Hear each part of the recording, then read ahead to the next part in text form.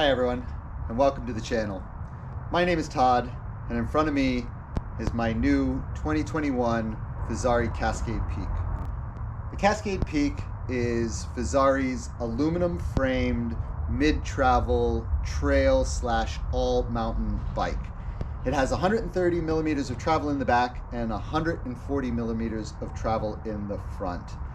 I'm not a bike expert, and I'm not going to get into the specifics of the geometry, but if you look over here, these are straight from the Fezzari website, and you can see it checks all the boxes. It's long, it's slack, and it's low. It's a modern geometry bike, and that was important. So I'm a new mountain biker. I've only been riding for about 5 months or so. So this is not going to be a bike review where I get to tell you how responsive and playful the bike is and compare it to 6 other bikes that I already own. As a matter of fact, this is the first full suspension mountain bike I've ever owned. And as far as that other stuff, I don't even know what it means. I'm going to let you know what I like, what I think I'm going to try and improve as time and money permits. And keep in mind, I've owned the bike for about 3 weeks, and I've probably put about 100 miles on it, so it's definitely a limited opinion. All right, so let's start with price, because that was a big motivating factor in ultimately deciding which bike I bought. So the goal was a mid-level full suspension mountain bike, keeping it right in that $3,000 range. So the Cascade Peak starts at $2,800 without pedals. I added tubeless tires, frame protection stickers, and shipping, which brought my total with tax to $3,008. I already owned these Race Face Chester pedals, so I threw them on as a freebie for myself.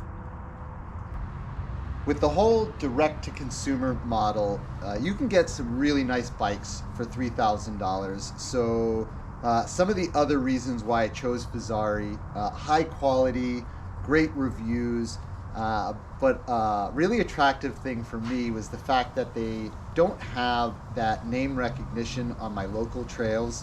And I like the fact that I get to ride a bike that's a little bit more unique. You see lots of Treks and Specialized. You don't see a lot of Fezzaris on the trail. So now that you kind of understand how I ended up with the Fezzari Cascade Peak, let's jump into the bike check, because that's what you're here for. And speaking of unique, let's start with these front forks. So the front forks are DVO Diamond D1. And again, they might not have that massive name recognition, but they are a premium front fork. We have high-speed compression, we have low-speed compression, we have rebound. But what makes DVO unique is this setting on the other side called OTT, or off the top. And what this does is it allows you to adjust the amount of pressure required to trigger the initial stroke without impacting the rest of the travel. So you can have a progressive, firm feel in the middle and the end of the stroke, but a soft, supple feel at the beginning. In addition to that, I really like these green caps on the top of their forks, and I almost wish I had asked Fezzari if I could get this bike with the original green forks instead of the black ones that they come with. What do you guys think? Would you take the green ones or the black one? Let me know in the comment below. The rear shock is a Fox DPS Evol, and being my first full suspension bike, I was really surprised at the amount of pedal bob when the shock is wide open. So I was really glad that the shock that it comes with has a 3-position switch. So it's open, it's trail, and it's fully closed out. I leave it in trail most of the time unless I'm hitting some of the steeper descents on South Mountain, and then I will definitely open it up. Another thing I appreciate about the suspension is when I'm making some of my steeper technical climbs with my old Kona hardtail, you'd start to lean forward and then the rear wheel would lose traction and slip a lot. And with this bike, it just seems like the back end stays planted and it keeps that grip. Now, it could be that I'm running lower pressure in my tubeless tires, or it could be a nicer drivetrain. So the Fezzari Cascade Peak comes with SRAM Eagle GX level components, which are really nice. It's a 1x12 cassette. It is buttery smooth if you can shift at the right time. Being a new rider, I have a tendency to shift under load or just at the wrong time, and it might groan and creak a little, but I've never had a phantom shift or a miss shift, and it's still as crisp as it was the first day I brought it out on the trail. One of the things that I liked about Fezzari was that they didn't skimp on the tires. We have Maxxis DHF in the front and Maxxis Aggressors in the back. I don't know a whole lot about mountain bike specific tires, but they have great reviews, and I've been really happy with the tires so far. The tires are wrapped around Stan No Tube Flow S1 wheels, and these are Stan's entry-level wheel set. So while shopping for the bike, I did watch a lot of YouTube videos, and one of the things a lot of people commented on was the engagement, but you can see here there are times where the engagement's just not there, that you can slide it through before it actually catches. Now, with that said, I wanted a bike that was under $3,000, and if I had to choose between lower level cassette and components or better engagement, I would sacrifice engagement every day of the week. So I'm really happy with the choice that Fezzari made there. But it's something I am looking to upgrade eventually.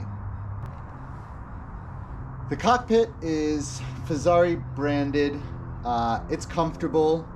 I don't really know the difference yet. When you get the bike, you will have to put the handlebars on.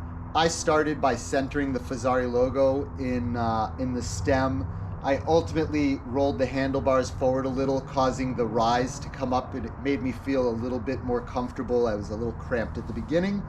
But it's really a guessing game as to how the engineer at the Fezzari factory originally put everything on. But like I said, it's comfortable, so I'm pretty happy with the way it's set up now. The bike is also equipped with an X-Fusion Manic dropper post. You push the lever, the seat goes up. You push the lever, put some weight on the seat, and the seat goes down. That's what a dropper post is supposed to do. So I'm happy with that. Now, as someone who's never had a dropper post before this bike, I will tell you, it took me 2 or 3 rides before I really remembered to drop the seat for any kind of technical descent or anything fast. But now that I am used to it, I can't even imagine not having a dropper post anymore. So I'm really happy that it's on the bike. Last but not least, we've talked a lot about how to make the bike go. Stopping power is courtesy of G2R 4-piston brakes. 180 millimeter rotor up front, 160 millimeter rotor in the back. You pull the brakes, and these things are grabby. I'm a new rider. I know I tend to probably ride my brakes a little bit too much as opposed to modulating them. And I have noticed that the front brake will squeal a little. I'm assuming it's probably getting hot as I ride the brakes a little bit too much. But that's something I'm going to learn how to get better with. So in closing, I really like this bike. It fills me with a lot of confidence. I go down steeper descents, more rock faces. I'm able to ride longer with the same amount of energy, but that doesn't mean the bike is without its cons. I mentioned the engagement earlier. One of the other things that I was a little disappointed with is, when I was watching the videos about other Fezzari bikes and bikes in general, a lot of the modern bikes have an integrated chainstay to protect the paint job from chain slap, and the Fezzari Cascade Peak, it comes with a neoprene wrap. It works. It does its job. I have to remember to take it off when I wash the bike. I definitely don't want it getting wet and holding that water against the frame. And then putting it back on after you wash the bike is a little bit of a pain because, you know, you got to stretch the neoprene. It's definitely not a deal breaker. I just would have liked to have seen a little bit sturdier, more integrated chainstay protector. And the other thing is to make room for these 2.5-inch wide tires. The seat stay is pretty wide. I have a tendency to stand with my toe pointing out and my heel in, and as a consequence, I hit the back of the protective film, and you can see over here where it is starting to come up, and I'll have to keep an eye on that. But with the Race Face Chester pedals, you know, when I first get started, I try and really concentrate on making sure that my foot is flat and straight. And then with these threaded pins, it does an excellent job of holding my foot in place. Other than that, the only other complaint might be that because this bike is so much lower, or at least feels lower with the addition of the suspension, I get a lot of pedal strikes. I ride here in South Mountain. It's rocky, sandy, and you know, when you try and do some of these wheel lifts, I'm not quite skilled yet enough that I keep my feet in attack position all the time, and I do get a lot of pedal strikes where I didn't with the hardtail. Anyways, I hope you enjoyed the video. I hope you learned something about the Cascade Peak and maybe even helped you make your decision if you're thinking about buying it. If you did, please do me a favor, hit the like button and consider subscribing to the channel. Thanks, everyone.